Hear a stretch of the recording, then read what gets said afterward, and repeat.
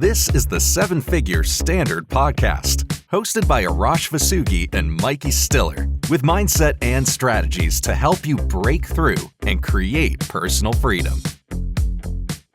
Hello, everyone, and welcome back to the Seven Figure Standard Podcast. I'm Mikey Stiller, joined by my co-host, Arash Vossoughi, and we're thrilled to be back with you for another episode. Today is going to be a good one. We are going to talk about creating a wealth consciousness, and maybe you've heard this before.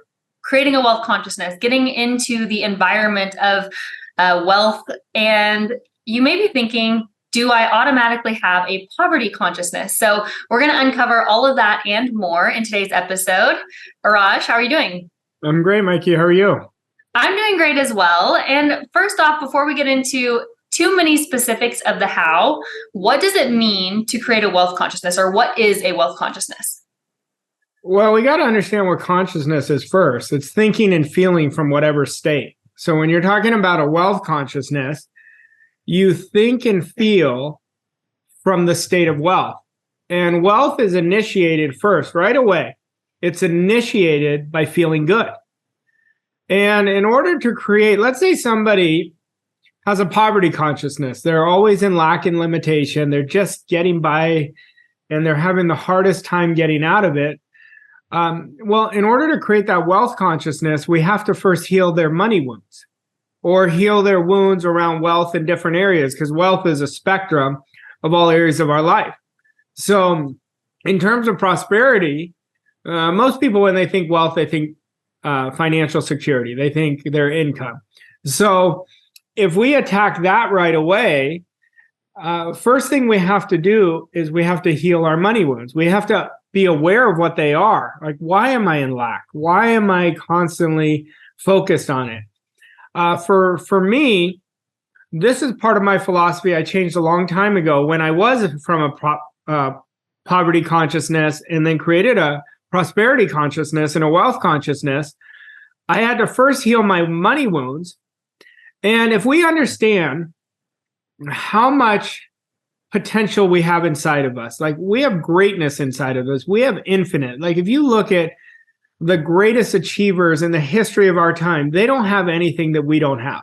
For every individual, our job is to bring it out of us. And I think if you're struggling, and this is no judgment because I struggle, you know, if I go back 15, 18 years ago, I was really struggling. I think I wasn't aware. I wasn't thinking in a certain way. I didn't have goals. I didn't understand how to set and achieve goals. So I was operating with a poverty consciousness, which I consider a mental disease. We're not born to lose. We're born to win. And I look at our life, and this is my philosophy. If you like it, adapt it. But I believe the purpose of our life is to create the life how we really want to live. You know, and the reason the masses are just getting by is because they're not intentional in creating that life. See, anybody can be wealthy. Earning money is a game. Like anybody from a prosperity standpoint, it doesn't take a lot of time to go from a poverty to a prosperity consciousness. But it takes a lot of effort. It takes a lot of changes. So you've got to be willing to release the old patterns of behaviors, the old thought patterns, the old programming to create it. All right, Arash. So I'm assuming because there are billions of unique individuals that your level of either poverty or wealth consciousness is also unique. So it's not like, oh, you have a poverty consciousness, oh, you have a wealth consciousness, but you're on a spectrum, right? So you can always have a more poverty consciousness, like a worse consciousness, or you could always have a better consciousness. Like even once you go to like where you're at with a wealth consciousness, you could even get a greater wealth consciousness. Is that right? Yeah, but the wealth consciousness is very simple. A wealthy consciousness never thinks in lack and limitation. They don't procrastinate. They don't hesitate.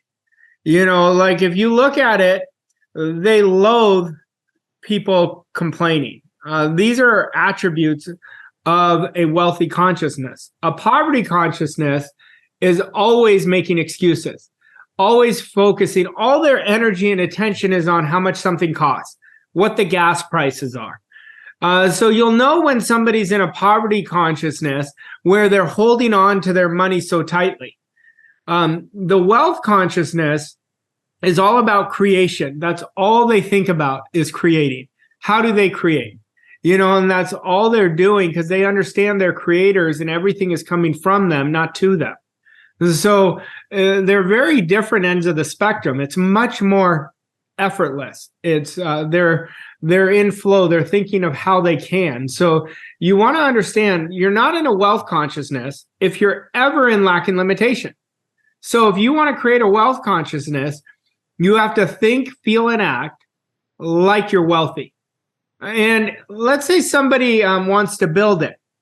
And I'll give you some tricks right now that you could do. And number one is create a statement and burn it in your mind. For example, I'm so happy and grateful now that I am wealthy. Every cell of my being emanates wealth. I earn money from expected and unexpected sources in all areas of my life let me give you a good one. All areas of my life are prosperous. And everything I do, I touch the spirit of opulence. I am the spirit of opulence. So you start doing that and you record it. And you literally listen to it 10 times a day because we got to make it the new program. And if you'll do that, you're going to change your ideas around it. And then you're going to start seeing the repetition of doing it is going to start changing your actions over a few months. And keep saying it. Keep burning that idea in your mind. Then idea number 2 for you is spend $10,000 a day in your mind. You see a nice car drive by, say, I can pay for that. As soon as you get a bill, write a check. Even if you don't mail it, say, I'm so grateful for this bill because I can pay for it. So you're shifting your consciousness with these little tweaks, and they make a big difference. A poverty consciousness, and I'll have a lot of people who ask me this, I think being cheap is very expensive. And you want to burn that idea in your mind. Being cheap is very expensive because when we're trying to cut corners, it ends up we pay more in the long run. We pay much more in the long run. So let's say somebody doesn't want to pay a couple extra $100 on a flight. I'm just making it up. Okay. Yet they'll go for the cheapest flight, yet they'll be in the airport all day long because they have different stops. How much is that costing themselves? Like, think about how much it costs yourself when you're cutting corners. There's no such thing as cutting corners to success. You have to do the work. You have to think, feel, and act like the person you want to be. And you really want to take this seriously, because if you think you're going to get there cutting corners, you're gonna have a rude awakening. So, Arash, if someone's listening to this and they're thinking, okay, I can now identify that I may have some poverty consciousness going on. You just gave 2 amazing steps, right, for how they can move over to wealth consciousness. Let's say that they realize that they've slipped up, either in the middle of their day or maybe it's a week, and they're like, you know what, I'm back to operating with poverty consciousness. What is something they can do to get back on track to make that wealth consciousness a habit, a long-term habit? They have to bombard their mind with wealth. That's the only way they're going to do it. You're going to slip up. That's part of the program. Anytime we're aspiring for something far greater, our program tries to get us to slip back right away. So they've got to be very intentional, and they've got to give themselves grace and get back to thinking, feeling, and acting like the wealthy, like if they were wealthy. Go in an environment. Let's say they go to a nice affluent area in their neighborhood, and just get a cup of coffee there and just take it in, feel it. Go test drive a nice car. And when you're in that car, feel it. Feel like you already have it. These are, I know they sound like woo-woo. They're not. They really work. I had to do this. I've taught so many people how to change their relationship with wealth. But you have to consciously replace it. This is generational programming from their family. That's where it comes from. So if somebody can be the outlier, they can change that right away. And then at the very beginning of the call, you mentioned how a prosperity or wealth consciousness affects every area of your life. Of course, we're talking more specifically about financial wealth today. However, can you have a wealth consciousness in one area of your life say finances, and then a poverty consciousness in another area of your life, like relationships or health. Yeah, you can have them, but that's not a wealthy person. See, wealth is an accumulation in all areas. And so what you're saying is, I'm stronger in this area. I'm more confident in this area, so that's easier for me. Let's say somebody's super fit, but they're really struggling financially. They have a health consciousness, not a wealth consciousness. Let's say a sales professional is just selling by the law of averages. Well, they don't have a sales consciousness. They're just having the number of calls, then one's going to finally hit. So the elite are thinking, feeling, and acting from that consciousness of what they want. Now, I believe personally around I think financial freedom is one of the worthiest goals that anybody can set for themselves because of what it makes of them, the type of disciplines that it's going to require, the type of service that it requires. See, there's two sources of supply, and there's our income and our contribution. So if somebody is more obsessed with their income, their contribution is going to drop. You want to see yourself already at the income, experiencing what you'd experience in your mind at the income, but you want to put all your energy on contribution. That's the greatest source that's going to activate the greatest prosperity in one's life. It's all about, and wealth is about enriching the most people. The person who serves the most is going to create the most. Okay. And then you also mentioned money wounds. Does everybody have money wounds? I think at times, at one time or another, I don't know anybody that didn't, so I mean, I don't think that's a negative thing. I think it's more of an awareness to really look at it and say, oh, this is my money wound that came down generationally. This is the one that really got me stuck, right? This is the money wound that I have to take care of. So you have to look at money as just a game. Money's just energy. And if you have a bad relationship, you criticize it, it's going to go the other way.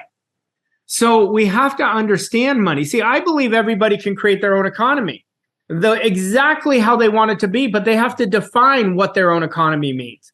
And they have to understand the law of compensation. We were just talking about enriching others, but the law of compensation states we get paid in direct proportion of the service we render, our ability to render that service, and the need for it. We have to master our ability. Anybody can be a master at any skill if they put those 10,000 hours in. But it's not just putting them in, it's putting them in with an attitude of getting better. Like they're monomaniacally focused on really locking in and getting better and better at what they're doing. So when they do that, that's when their consciousness is going to change around wealth. Focus on how significantly you can be of service, and success will take care of itself and wealth will take care of itself. But what's happening for people, they're letting everything on the outside disturb them, so they get stuck. Our thoughts are a currency. That's what I mean by consciousness. What is the currency of your thoughts? You could look at, do I have a positive mental attitude or a negative mental attitude? Poverty consciousness, the people in poverty consciousness are always focused on what's missing, what they don't have. And here's a big one. Do not criticize anybody who has wealth. Bless them. Anything we criticize grows wings and flies away. Money is very shy and timid. It has to be attracted. So we have to get on the frequency of it. So we have to really develop that consciousness, and then it's going to start flowing. And it will flow once you focus on service. So good. Oftentimes, whenever you talk about money wounds, you talk about purifying your heart. Will you talk about that for a second too, just because I think it's so helpful? Yeah. So any form of scarcity is going to block us. So that could be anger, that could be lack of forgiveness, that could be jealousy, suppressed emotions. So we want to purify our heart so we can let the energy flow freely. I'm one of the most forgiving people you'll meet. It doesn't mean I let people off the hook, but I forgive them because that happened in the past. And every time I forgive somebody, I purify my own heart. And so I recommend you purify your heart. And the more you do it, the better it gets for you. And the more you're going to learn. But I love the quote by Wallace Wattles. He says, the riches you receive will be in exact proportion to the definiteness of your vision. So we have to know where we're going. The vision gives us a direction. The fixity of your purpose, you're locked in on your goal. The steadiness of your faith. What is faith? It's our highest attitude. And the depth of your gratitude. What is gratitude? It's the vibration of abundance. There's nothing, if somebody just rewinded and became that quote by Wattles, they're going to change their consciousness around wealth. But we also have to understand money is an attitude. And you can ask yourself, are my actions, I want everybody to think about what their financial goal is right now. And then ask yourself, are my actions and behaviors congruent with the person I want to become? And once you start asking yourself and understanding, like everything, it's an attitude. What is my relationship with wealth? Do I feel that I deserve it? Because you have to deserve it. If you don't deserve it, you're not going to get it. And then are my actions and behaviors congruent with a state of abundance? See, your beliefs about wealth have to be congruent with the direction you're going. And when you do that, you're going to get to where you want to go. This is so good. Arash, you gave 2 action steps already throughout this call. Is there another action step that you'd like to end with, or do you want to reiterate those 2? Just understand your wealth reflects your identity. So if you want to change it, you can easily change it, but you have to make it part of your self-image that I am wealthy. And I want you to feel wealthy.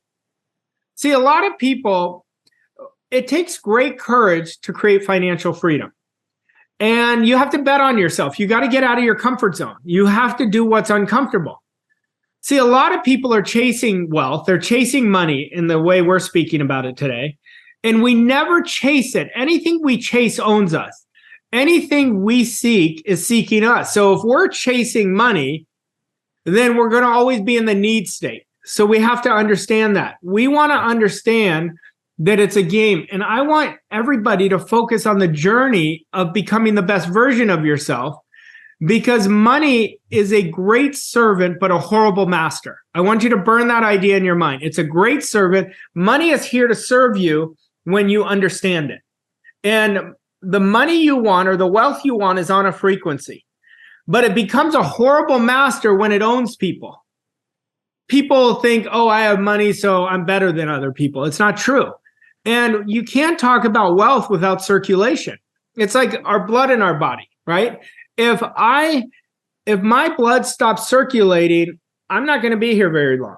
Well, it's just like wealth. Every time you pay for something, I want you to see it coming back to you 10 times.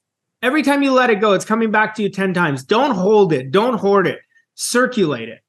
And another good relationship you could do, something very simple, is get it. And this is for the people who really are struggling. Even the people who aren't. The people who aren't, you will go look at them and they always have hundreds of dollars in their wallets. But if you're struggling right now, go to the bank, get $100. Put it in your wallet or your purse. So every time, and don't spend it. Your subconscious mind's going to see you always having money, and that's what you want to do. And the more you see it, the more it's going to come to you. Money is always there for you. How much of it you have is going to be based on your philosophy. So let me give you some attributes that I want you to really look at. A poverty consciousness causes a person to see, feel, and hear lack and limitation. Is that you? Ask yourself. Lack and limitation is all they talk about because that's all they think about. Their thoughts, feelings, and actions are the seeds they're sowing. And a wealth consciousness is completely different. You cannot attract money when all you're thinking about is, I don't like what I'm earning. What you think about is always growing. It's always expanding. If you are unhappy with having a lack of money, that's what you're going to act upon. So we want to understand this. A person with a wealth consciousness demands abundance, knows it's their birthright. They act on ideas. They take full responsibility for all their results in their life. They're aware there's an unlimited supply. There's not just oh, if that comes to me, then somebody else isn't happening. We live in an unlimited supply. We live in an abundant universe. They loathe, and I want you to burn this idea in your mind, they loathe lack and limitation, and they're always circulating money. So those are the key attributes. And just remind yourself, abundance is always generated by how you think and feel. Think and feel like you're already wealthy. And if you do that, you're gonna change the story. You're gonna rewrite the story. And so that's what I encourage you to do. And I encourage everyone to set a big goal. We're coming into 2024. To me, it's always about net worth.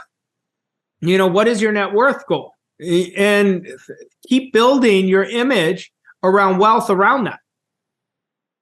Arash, this has been such a good episode. I can't wait for all of our listeners to create or enhance their wealth consciousness. This is an episode that was highly requested. So if you enjoyed it, go ahead and leave us a rating and review. Share this with your friends and family to help us reach more people with the 7-Figure Standard podcast. And we'll see you next week with another episode. Thanks, Arash. Thanks, Mikey. Thank you for listening to this episode of 7-Figure Standard. We hope you found the insights and strategies helpful on your journey to success. If you enjoyed this episode, please leave us a rating and review on your favorite podcast platform to help us reach more people like you. To learn more about Arash and Mikey and how Voss Coach & Co. can help you achieve your goals and reach new levels of success, visit vosscoachandco.com. Thank you again for listening, and we'll see you on the next episode of 7-Figure Standard.